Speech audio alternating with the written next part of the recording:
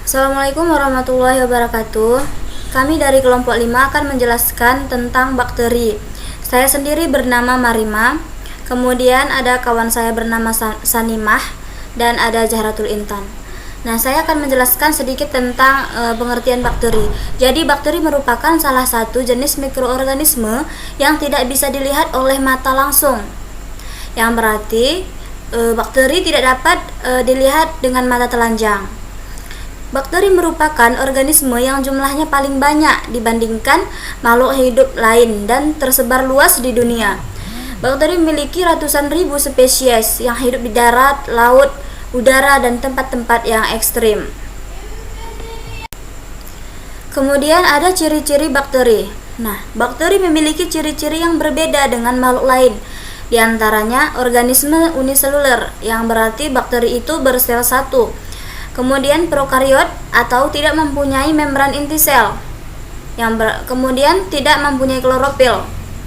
Bakteri tidak memiliki warna. Kemudian tubuh berukuran antara 0,12 mikron sampai ratusan mikron. Selanjutnya, ciri bakteri itu mempunyai bentuk tubuh yang beraneka raga seperti basil atau batang, kokus atau bulat, spirilium atau spiral, kemudian kokobasil atau bulat dan batang, dan vibrio atau tanda baca koma. Kemudian ciri-ciri bakteri itu memiliki dinding sel.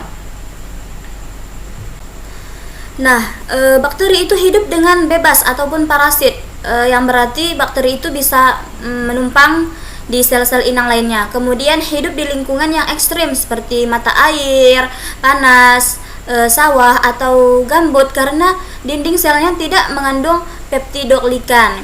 Kemudian hidupnya parasit itu kosmofilit yang di berbagai lingkungan karena dinding selnya mengandung peptidoglikan. Kemudian pada dinding sel bakteri tersusun atas mukofolisakarida dan peptidoglikan. Kemudian bakteri memiliki endospora, yaitu kapsul yang muncul jika kondisi yang tidak menguntungkan sebagai perisai terhadap panas dan gangguan alam. Dan selanjutnya bakteri ada yang bergerak dengan flagella dan ada juga yang bergerak dengan bergulung atau tanpa flagel. Selanjutnya ada struktur bakteri. Struktur bakteri terbagi menjadi dua, yaitu struktur dasar yang berarti dimiliki oleh hampir semua jenis bakteri, seperti meliputi dinding sel, membran plasma, sitoplasma, ribosom, DNA, dan granula. Kemudian penyimpanan. Kemudian struktur yang kedua itu ada struktur tambahan, yang dimana dimiliki oleh jenis bakteri tertentu, meliputi kapsul, flagellum, filus, vibria, klorosom, dan vakuola, gas, dan endospora. Kemudian selanjutnya akan dijelaskan oleh kawan saya. Baik, selanjutnya saya akan menjelaskan tentang struktur dasar sel bakteri. Struktur dasar sel bakteri ini yang pertama ada dinding sel. Dinding sel bakteri memiliki struktur yang kompleks dan agak kaku. Dinding sel bakteri menentukan bentuk-bentuk sel. Yang kedua ada struktur membran sitoplasma atau membran sel, di mana berada di dalam dari dinding sel. Oleh karena itu, jika dilihat dari struktur lapisan pada sel bakteri, membran plasma dilindungi oleh dinding sel, yang mana sifat dinding sel bakteri yang lebih kaku jika dibandingkan dengan membran sitoplasma. Selanjutnya yang ketiga ada sitoplasma. Sitoplasma ini adalah cairan sel atau sel yang berisi dengan cairan-cairan plasma. Yang keempat ada ribosom. Ribosom ini merupakan tempat berbiosintesis protein, di mana ribosom terdapat baik pada sel prokariotik maupun eukariotik yang berfungsi sebagai tempat sintesis protein.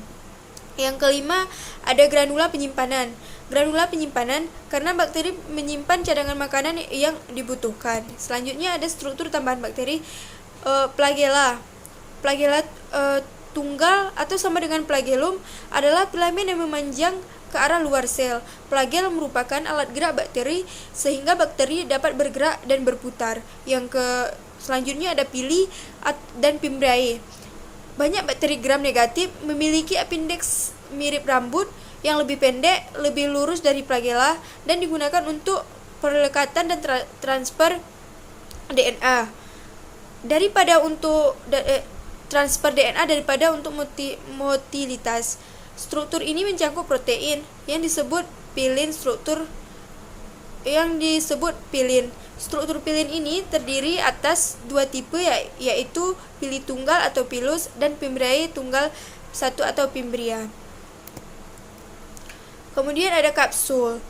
Kapsul atau leher pada bakteri berfungsi untuk melindungi bakteri dari lingkungan luar, juga sebagai tempat penyimpanan makanan.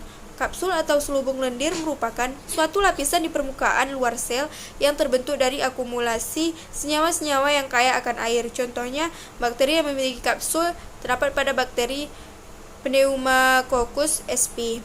Kemudian selanjutnya ada endospora, merupakan fase di mana bakteri tertentu menebalkan dinding selnya sebagai bentuk pertahanan diri dari kondisi lingkungan yang kurang menguntungkan. Contoh pada Bacillus dan Clostridium.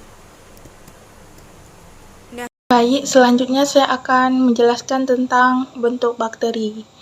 Yang A, ada bakteri bentuk bulat yang terdiri dari yang pertama ada monococcus, yaitu bakteri berbentuk bulat tunggal, misalnya Neisseria gonorrhoeae, penyebab penyakit kencing nanah. Sedangkan yang kedua ada Diplococcus, yaitu bakteri berbentuk bulat yang bergandengan dua-dua, misalnya Diplococcus pneumonia, penyebab penyakit pneumonia atau radang paru-paru.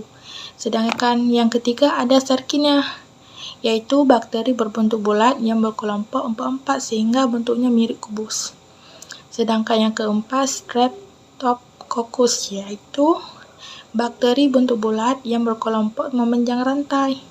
Sedangkan yang kelima ada Staphylococcus, yaitu bakteri berbentuk bulat yang berkoloni membentuk sekelompok sel tidak teratur sehingga bentuknya mirip kumpulan buah anggur. Selanjutnya yang B, bakteri bentuk batang. Bakteri berbentuk batang dikenal sebagai basil.